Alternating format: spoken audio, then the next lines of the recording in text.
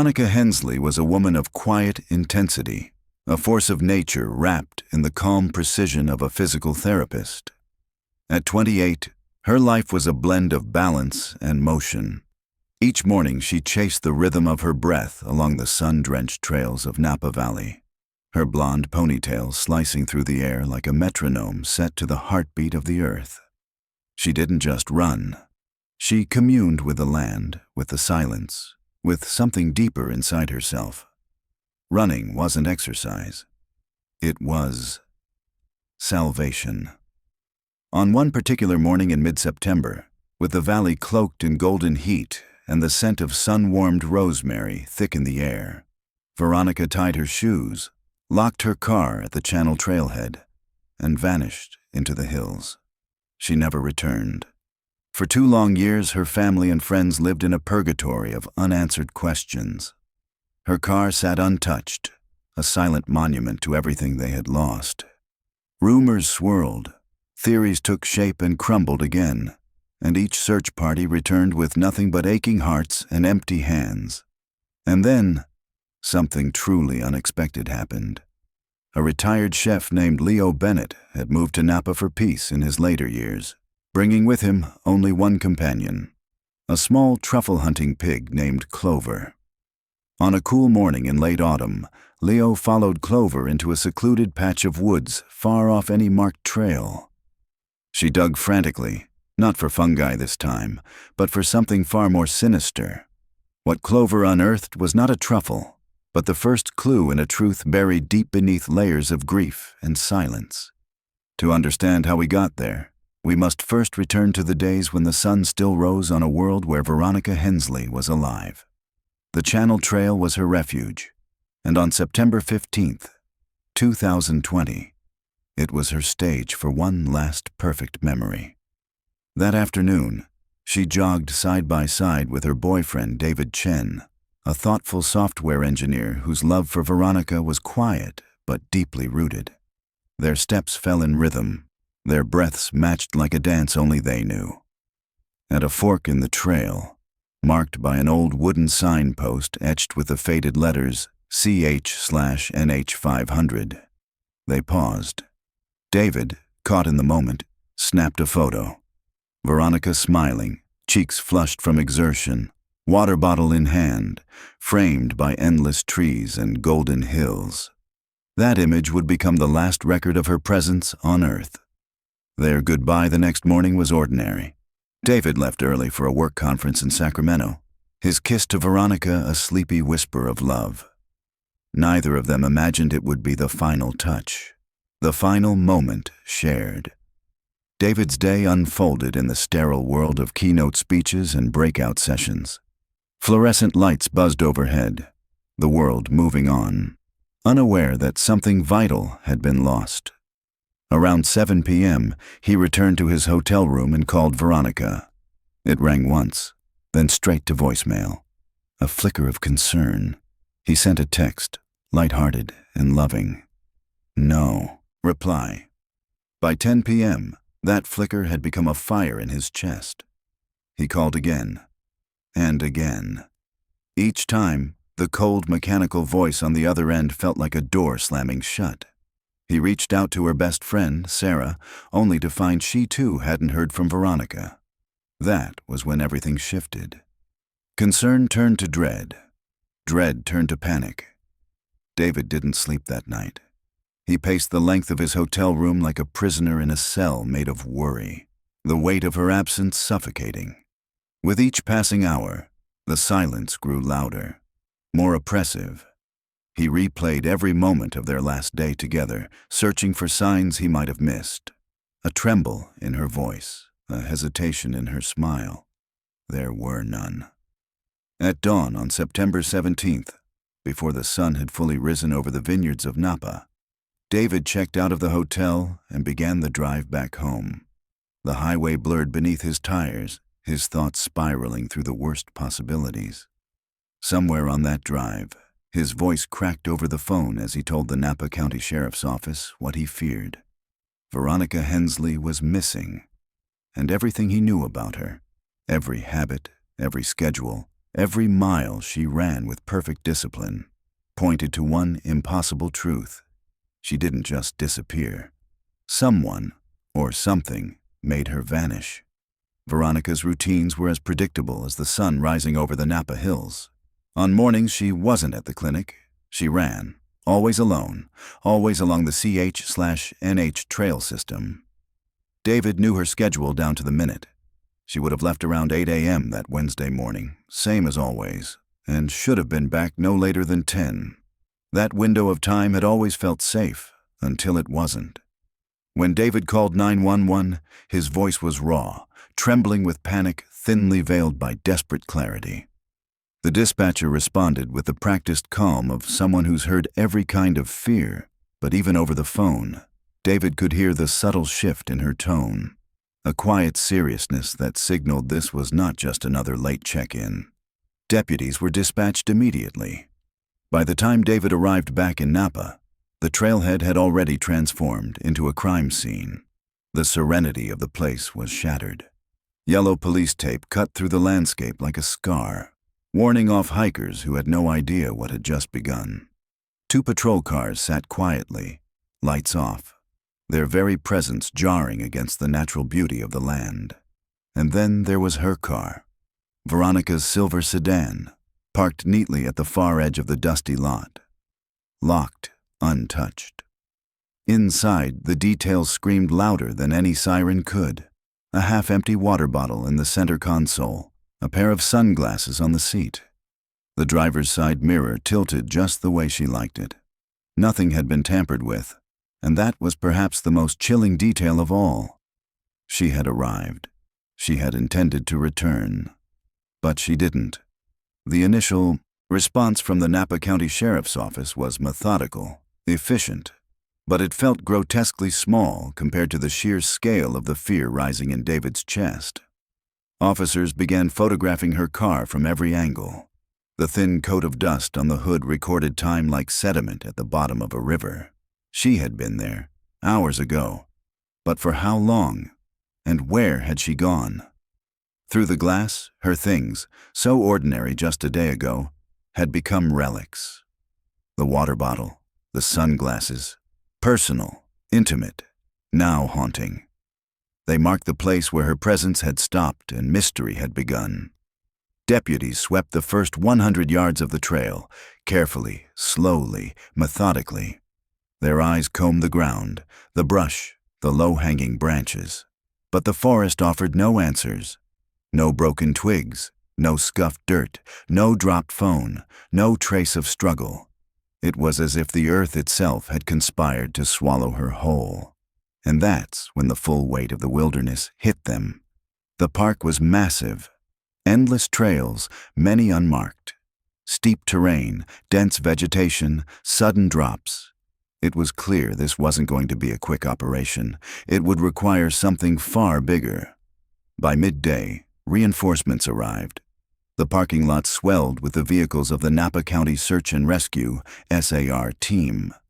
White vans with government insignias, a mobile command RV that parked under the shade of a giant oak like a war tent in an unseen battle.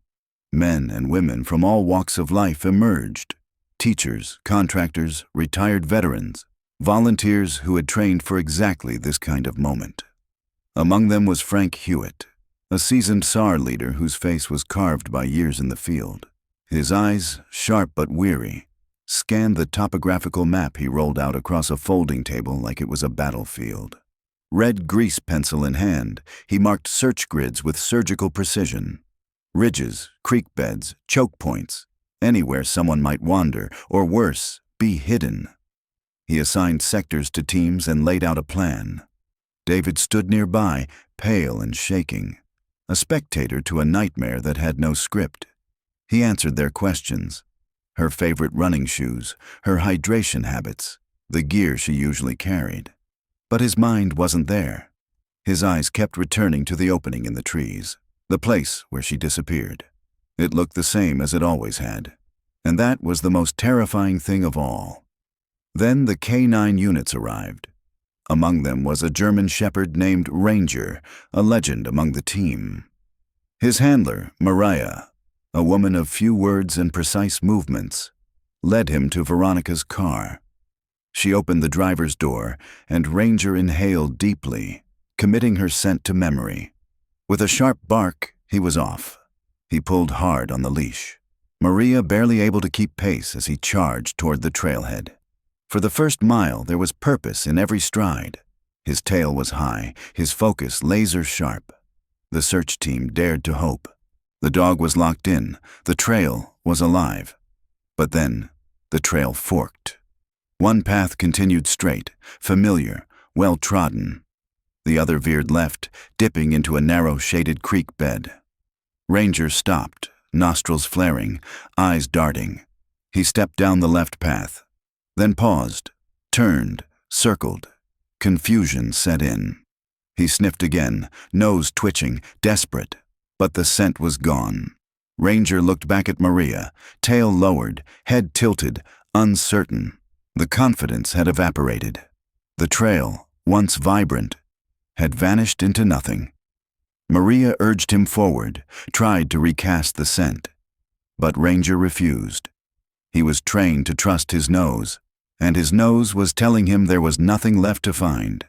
Just like that, the one solid lead dissolved into the warm, indifferent air of Napa Valley. And once again, the forest fell silent. Back at the command post, the quiet murmur of hope and speculation buzzed under the methodical steps of investigation. Detectives moved like clockwork, cataloging witness statements and combing over every detail, trying to construct a narrative from 1,000 fragments of silence. Most hikers interviewed recalled nothing unusual that Wednesday morning, the usual solitude of the Napa trails undisturbed. But then, an elderly couple named the Hendersons stepped forward, their faces etched with unease and uncertainty.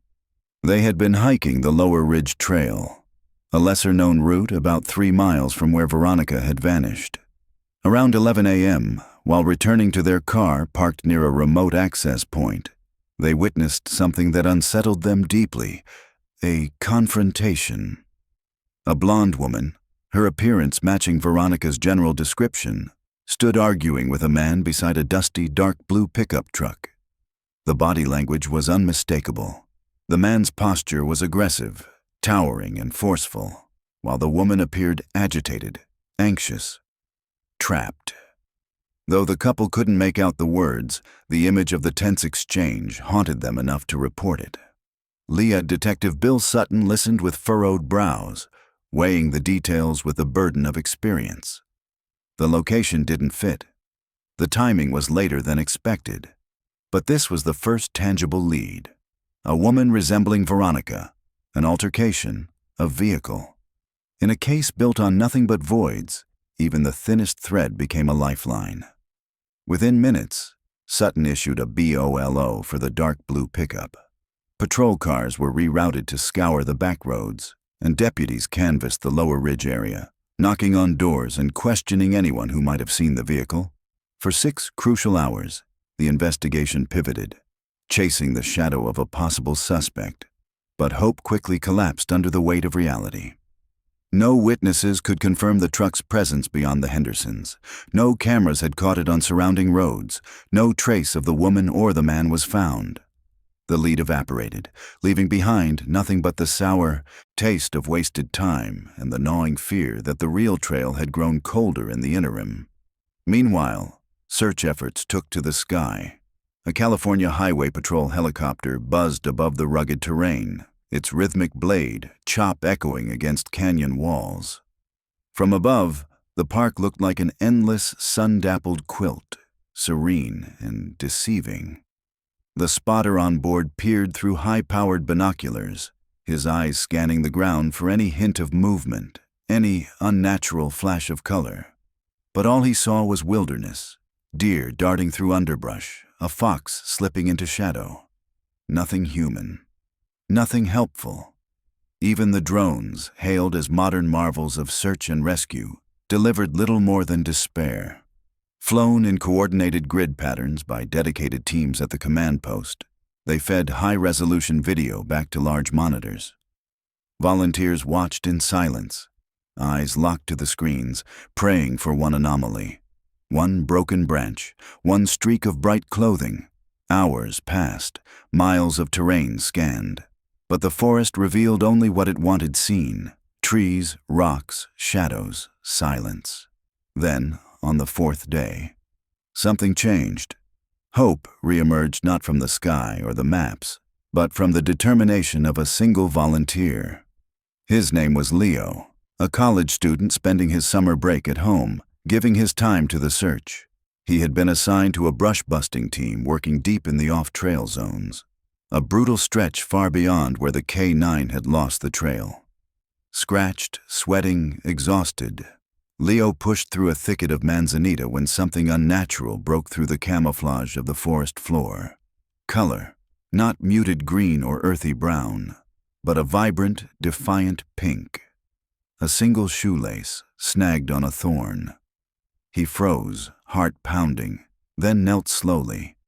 The lace was nearly pristine, as if it had just been dropped. He radioed in, voice shaking, and within minutes, a new perimeter was set. Veronica's running shoes, bright pink Hokas, matched exactly. But what should have been a breakthrough became a haunting paradox. Search teams poured into the area. A new grid was established. For the rest of the day, they combed every inch, clearing brush, flipping over leaves, sifting through the soil. Nothing. No other clothing, no gear, no Veronica. Just that one perfect, terrible clue. Had she dropped it in a panic? Lost it while fleeing? Had someone dragged her off the main trail, leaving only this thread behind as a cruel echo? The questions grew louder, but the answers remained buried beneath the dirt and the silence of the woods. As the hours bled into days, suspicion began to shift. Inward. It always does. Detectives sat across from David in a quiet room at the sheriff's station. Their tone was gentle but precise, every question a scalpel peeling back layers of his alibi. Where did he stop for gas? Who did he speak with at the conference? What time did he check into the hotel? David, hollowed out by insomnia and grief, answered everything with exhausted honesty. But beneath his steady voice, frustration simmered. While he was interviewed, another team confirmed his story piece by piece. Credit card receipts showed he had been in Sacramento. Hotel security footage captured his arrival at the exact time he'd claimed. His phone records, triangulated with tower pings, painted a map of his movements, everyone lining up with his timeline. He was exactly where he said he was. And that truth brought no comfort, because if David wasn't the one, then someone else was. And that someone was still out there. After 2 relentless weeks under the blistering Napa sun, the search had reached its breaking point. Over 50 square miles of punishing terrain had been explored. Volunteers were drained. The optimism that had once charged every footstep had dulled into aching silence. The forest was winning. On September 30th, SAR Commander Frank Hewitt stepped before the press. His words were careful, deliberate. The search was shifting from large-scale to limited operations. The investigation remained open, but the Army was leaving the field. And just like that, the command post was dismantled. Radios packed, maps rolled. The yellow tape came down. David and Veronica's sisters stood at the trailhead as the last trucks pulled away. The familiar sounds, the crackle of walkie-talkies, the hum of helicopters, the shouting of teams, faded into nothingness. And once more, the woods fell silent. They had given everything to this place, and the forest had given nothing in return.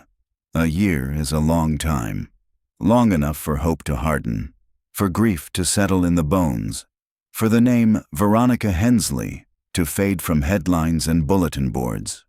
The world moved on, but for those who loved her, time became a loop, an endless replay of what-ifs and why-nots and a single, terrible question. How does someone just disappear? In time, the world moved on. Other tragedies surfaced, pushing Veronica's story out of the headlines and into the shadows. The yellow ribbons tied to trees near the CH/NH trailhead, once vibrant symbols of hope, had withered, unraveled, and fallen to the earth, slowly absorbed by the same landscape that had swallowed her whole. Nature, it seemed, had a way of reclaiming everything, even the memory of loss.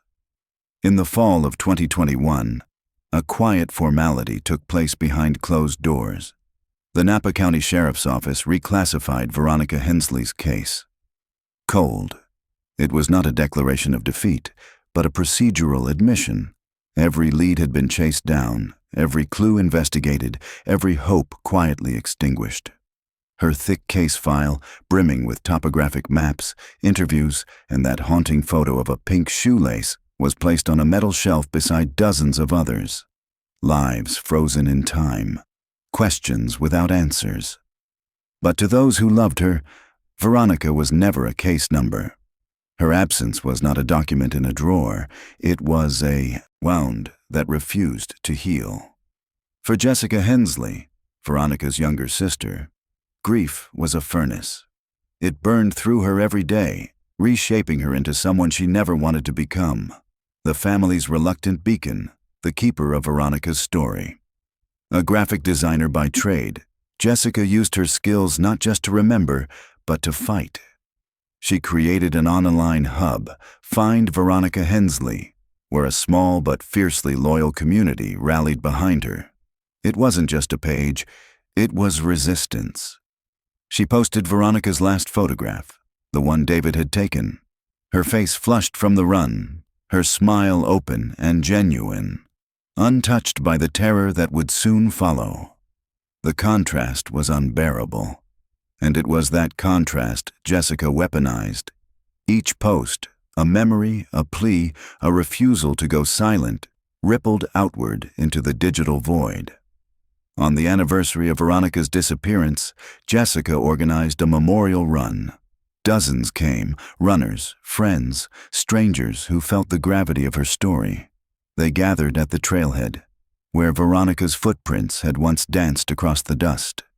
Together they ran the first mile of the trail in solemn silence, their steps a shared heartbeat against the earth. When they returned, they spoke her name aloud, telling stories and releasing balloons into a sky that never answered back. It wasn't closure. It was defiance. But in the darker corners of the internet, Veronica's story evolved into something more speculative. Reddit threads lit up with armchair detectives dissecting every detail. Theories bloomed like weeds in the dark. Maybe she fell into an unseen ravine. Maybe a mountain lion dragged her off. Others speculated she'd staged her own disappearance, that the silence was intentional. After all, she was strong, intelligent, and wilderness savvy. Could she have walked away from her life? To her family, the idea was an emotional minefield. Even in its cruelty, it offered a flicker of something that had long felt impossible, hope. But it also made her absence feel like a choice, and that was a different kind of grief. Then, 18 months after Veronica vanished, the stillness was shattered. In the spring of 2022, a young woman in her early 20s was jogging on a remote trail just 5 miles from where Veronica disappeared. She noticed a man, older, in a worn-out sedan, parked at a turnout, watching her.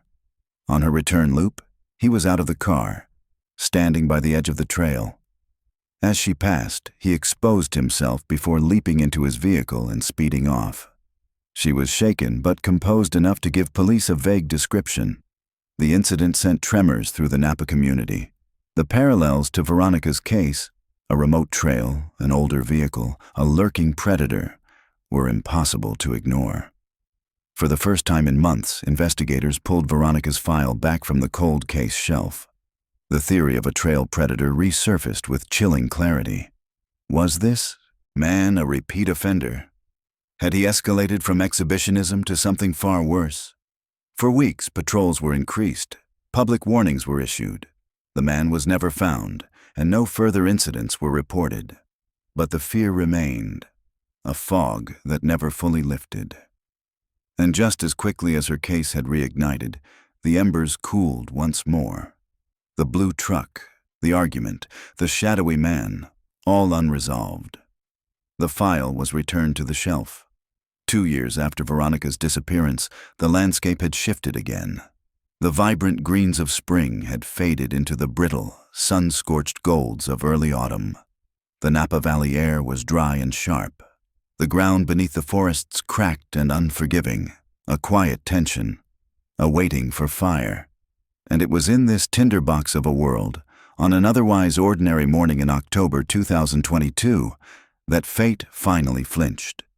Michael Petro, a retired chef in his late 60s, had embraced a new obsession in his golden years: truffle hunting. It was a passion that married his culinary past with his love of quiet solitude. His partner in this hobby was Rosie, a kunekune pig with an extraordinary nose and a spirited personality. That morning, Michael and his wife Sarah drove deep into privately owned oak woods, far from the public eye, where the land was thick with age and mystery. Rosie began to dig, not with her usual steady rhythm, but with a frantic urgency that unsettled Michael. "She's got a big one," he called out, smiling to his wife as he knelt to assist. But the grin faded as his shovel met not the firm bulb of a truffle, but something soft, unnatural. He paused. The texture beneath the soil was wrong, pliable, spongy. He brushed Rosie aside and began digging with his hands. His fingers grazed something slick, plastic. He uncovered more, a crinkled, translucent grocery bag caked in grime. Inside, something twisted. Something wrong. He pulled it free. What spilled into the sunlight was not gourmet treasure, but horror. A tangled pile of athletic clothing, a faded pink and white sports bra, a pair of black running shorts, both soaked in old earth. Alongside them, far worse, a used condom, its blue wrapper still partially sealed. A used tampon, aged and stained. The scene was a grotesque collage of violation and silence, preserved beneath the forest floor like a secret buried too long. Sarah gasped, her eyes locked onto the sports bra. It was the gradient, white to pink, that triggered something in her memory, a photograph she had seen long ago. A news report. A missing girl. Her voice trembled as she whispered, "Michael, I think this belonged to that runner." And in that instant, everything changed. Sarah's breath caught in her throat. Her mind raced, trying to outrun the sudden clarity crashing down on her like a wave. The clothes, pink and white, the ones she'd seen in a missing persons flyer years ago. The smiling blonde woman in her running gear. Veronica? It wasn't a coincidence. The color, the setting, the story behind the silence. It all fit. Too perfectly, too horrifically. Her fingers fumbled with her phone. "Hold it up, Michael," she whispered, her voice thin and unsteady. "Just don't move." Michael, pale and grim, stood frozen as the sunlight filtered through the oaks, casting long shadows and illuminating the filthy, translucent bag like something sacred and profane. Sarah snapped a photo, then another. The shutter clicks echoed louder than the wind. They didn't touch the bag again. They didn't have to. The story it told had already begun to scream. The drive out of the woods felt dreamlike, disconnected from reality. The world around them kept moving. Birds chirped, leaves rustled, oblivious to the weight of what had just been unearthed. At the edge of the clearing, they tied a strip of bright orange ribbon to a low-hanging branch, marking the spot. Then they drove, holding the photos like proof that the world wasn't crazy, that what they had found was real. On a remote gravel road, they met two deputies from the Napa County Sheriff's Office. Sarah's words came in gasps, frantic, pieced together with panic and disbelief. Michael showed them the pictures. Detective Dave Riley, now grayer, more seasoned than when the Hensley case first crossed his desk, stared at the images. Recognition hit him like a punch to the chest. The sports bra, the color gradient, the one shoelace from 2 years ago, and Veronica's eyes, the way they'd looked in that final photo. This wasn't a clue. This was the case cracking wide open. Within hours, the quiet woods became a hub of frantic activity. Yellow tape stretched for miles. White-suited forensic teams swarmed the area, mapping every square foot with a kind of reverence usually reserved for sacred ground. Around the old oak, a crime scene grid was established. No movement was too small, no detail too minor. The bag was unearthed carefully, sealed inside a sterile evidence container, and rushed to the State Forensic Lab in Sacramento. The same lab that had once examined the pink shoelace and found nothing. But this time was different. Under the cold, surgical lights of the lab, the evidence told its story.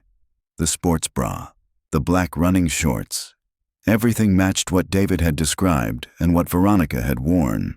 But the true weight of the discovery lay in the intimate remnants, the used condom and tampon, items grotesquely personal, yet tragically necessary. The team worked in silence, faces tight with focus. Every motion was deliberate. The condom became the centerpiece. Time and the elements had done their damage. Moisture, bacteria, exposure, all of it threatening to erase what little truth remained. But the scientists worked methodically, hoping for a miracle hidden in the microscopic. And that miracle came. A full, viable male DNA profile emerged, clean, undisturbed. The kind of match they rarely saw in old cases. It was a 1-in-a-million shot, and they had it. The profile was uploaded to CODIS, the National DNA Database, a network built to find ghosts. The system began its search. Hours passed. Then came the hit. Mark Jennings, a 45-year-old landscaper living quietly on the edge of Napa. His DNA was in the system from a decade-old indecent exposure case, a misdemeanor that had barely registered on anyone's radar back then. But to seasoned detectives, it was a giant red flag. Predators rarely start with blood. They escalate. Jennings' name cracked the silence of the sheriff's office like thunder. Riley's team launched a quiet surveillance operation. Jennings had no wife, no children, no family to speak of. He kept a low profile, ran a small landscaping business. He moved freely through the county. Trailheads, parks, residential yards, a ghost with a weed whacker. For a week, detectives watched from unmarked cars. Jennings lived a life of numbing simplicity. Breakfast at greasy diners, long shifts mowing lawns, nights spent in front of a flickering TV. But then the pattern emerged. He would drive slowly past multiple trailheads, Lake Hennessy, Skyline Park, lesser-known paths. Always alone, always scanning. He didn't stop. He watched. The way he stared at the female joggers chilled the surveillance team to their bones. It wasn't curiosity. It was calculation. It was hunting. With DNA evidence and weeks of predatory behavior captured on video, they secured a warrant. They wouldn't risk him disappearing. The case was no longer a question. It was a storm ready to break. On a cold, fog-draped morning, just before the sun kissed the hills of Napa, a SWAT team surrounded Jennings's small rental home. The streets were silent. The air hung heavy. The moment felt like the pause before a scream. And then, with swift, choreographed precision, they moved in.